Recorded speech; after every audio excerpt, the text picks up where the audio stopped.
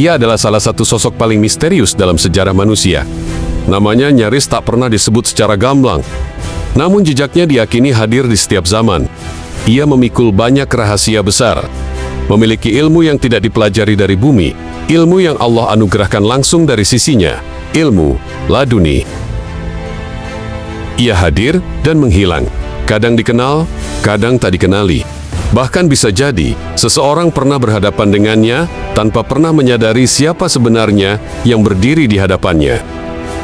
Al-Quran menyinggungnya sebagai hamba pilihan, sosok yang ilmunya membuat Nabi Musa alaihissalam diperintahkan untuk belajar. Namun misteri terbesarnya bukan hanya tentang ilmunya, melainkan tentang hidupnya. Bagaimana mungkin ia dikisahkan hidup hingga akhir zaman? Di mana awal rahasia panjang umurnya bermula? Jawabannya membawa kita kembali ke masa yang sangat jauh, ke sebuah kisah yang diriwayatkan para ulama, tentang seorang raja saleh yang menguasai timur dan barat bumi. Dikisahkan bahwa pada zaman dahulu kala, ada seorang raja yang saleh dan adil, yang dikenal dengan nama Zulkarnain. Ia telah menguasai wilayah dari timur hingga barat, dan Allah melapangkan kekuasaan baginya di muka bumi. Namun kekuasaan itu tidak membuatnya sombong, justru semakin mendekatkannya kepada Allah. Zulkarnain adalah seorang pemimpin yang gemar merenung, memikirkan hakikat kehidupan dan tujuan penciptaan. Ia menyadari bahwa sebesar apapun kekuasaan manusia, semuanya akan berakhir di hadapan kematian dan pengadilan Allah. Di antara keistimewaan di Zulkarnain, Allah menganugerahkan kepadanya seorang sahabat dari kalangan malaikat. Malaikat itu bernama Rafail, yang sering datang mengunjunginya dengan izin Allah, menyampaikan hikmah dan pengetahuan dari langit. Suatu hari, ketika Zulkarnain dan Rafail sedang berbincang dalam suasana penuh ketenangan, Zulkarnain memecah keheningan dengan sebuah pertanyaan yang lahir dari kegelisahan hatinya. Ia berkata, "Wahai Rafail, ceritakan kepadaku bagaimana ibadah para malaikat di langit?" Malaikat Rafail pun menjawab dengan suara yang penuh ketundukan, "Wahai Zulkarnain, apa arti ibadah Bani Adam? Jika dibandingkan dengan ibadah para malaikat, di langit ada malaikat yang senantiasa berdiri dan tidak pernah duduk. Ada yang terus-menerus rukuk dan tidak pernah mengangkat kepalanya, dan ada pula yang selalu bersujud tanpa henti." Lalu Rafail melanjutkan, "Namun meskipun demikian, para malaikat itu tetap berkata, 'Wahai Tuhan kami belum beribadah kepadamu dengan sebenar-benar ibadah.'" Kata-kata itu menghunjam hati di Zulkarnain. Zulkarnain terdiam, dadanya terasa sesak, dan matanya mulai dipenuhi air mata. Seorang raja yang menguasai timur dan barat bumi, namun di hadapan ibadah para malaikat, ia merasa begitu kecil. Air mata Zulkarnain pun jatuh.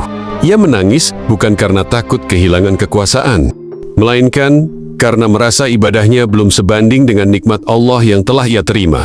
Dengan suara bergetar, Zulkarnain berkata kepada Rafail, "Wahai Rafail, sesungguhnya aku mencintai kebaikan. Aku ingin dipanjangkan umurku dan hidup lama, agar aku dapat beribadah kepada Tuhanku dengan sebenar-benar ibadah."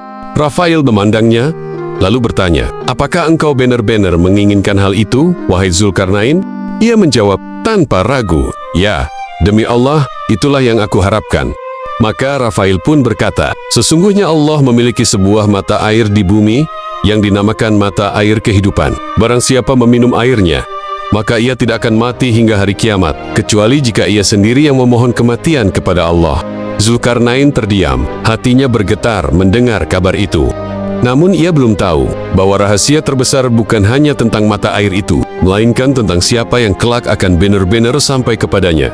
Setelah mendengar tentang mata air kehidupan, hati Zulkarnain pun dipenuhi tekad, bukan karena ingin hidup abadi demi dunia, melainkan karena keinginannya untuk menyempurnakan ibadah kepada Allah. Ia pun bertanya kepada Rafail, "Apakah engkau mengetahui di mana letak mata air kehidupan itu?" Rafail menjawab, "Aku tidak mengetahuinya secara pasti, namun kami mendengar di langit bahwa Allah memiliki sebuah kegelapan di bumi, tempat yang belum pernah diinjak oleh manusia maupun jin. Kami menduga mata air kehidupan berada di dalam kegelapan tersebut." Mendengar itu, Zulkarnain segera mengumpulkan para ulama dan orang-orang berilmu di bumi. Ia menanyakan kepada mereka tentang mata air kehidupan, namun tidak satu pun yang memiliki kabar yang jelas. Hingga seorang alim di antara mereka berkata, "Aku pernah membaca dalam wasiat Nabi Adam alaihissalam tentang kegelapan itu. Disebutkan bahwa kegelapan tersebut berada di dekat tempat terbitnya matahari. Maka tanpa menunda waktu, Zulkarnain memutuskan untuk berangkat. Ia mengerahkan pasukannya dari berbagai penjuru negeri, lalu memilih 6.000 orang yang berakal, kuat, dan tangguh, beserta 6.000 ekor kuda. Di antara rombongan itu terdapat seorang hamba Allah yang kelak akan memegang peran penting dalam sejarah. Seorang lelaki yang dikenal dengan nama Khidir, yang saat itu menjadi wazir Zulkarnain. Mereka pun memulai perjalanan panjang menuju tempat terbitnya matahari. Tahun demi tahun berlalu. Padang pasir, gunung, lautan, dan negeri-negeri asing telah mereka lewati. Hingga setelah kurang lebih 10 tahun perjalanan, mereka akhirnya tiba di tepi sebuah wilayah yang belum pernah disaksikan mata manusia. Di hadapan mereka terbentang sebuah kegelapan yang bergolak seperti asap. Bukan gelapnya malam, melainkan kegelapan yang hidup, seolah menelan segala cahaya, tanpa mengetahui apa yang menanti di dalamnya. Zulkarnain dan rombongannya pun melangkah masuk ke dalam kegelapan itu. Di dalam kegelapan itu, mereka terus berjalan tanpa arah yang pasti. Tidak ada matahari, tidak ada bulan, tidak ada malam, dan tidak ada siang. Mereka tidak melihat burung, tidak mendengar suara binatang, bahkan tidak dapat saling melihat satu sama lain.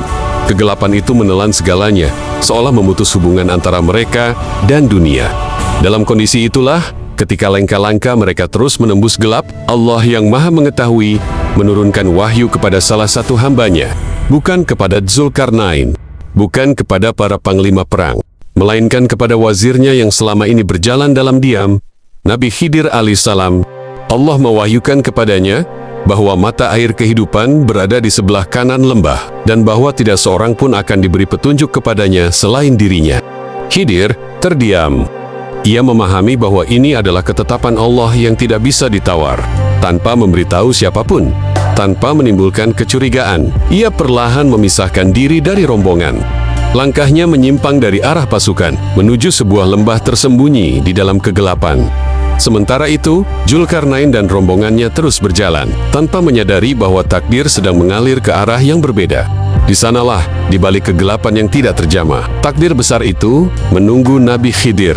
Nabi Khidir terus melangkah sendirian di dalam kegelapan itu, tanpa cahaya, tanpa penunjuk arah, kecuali keyakinan penuh kepada wahyu Allah yang baru saja diterimanya. Langkah demi langkah membawanya ke sebuah lembah yang sunyi. Di sanalah ia melihat sesuatu yang berbeda, sebuah cahaya lembut yang memancar di tengah pekatnya kegelapan. Ketika ia mendekat, tampaklah sebuah mata air yang jernih dan tenang.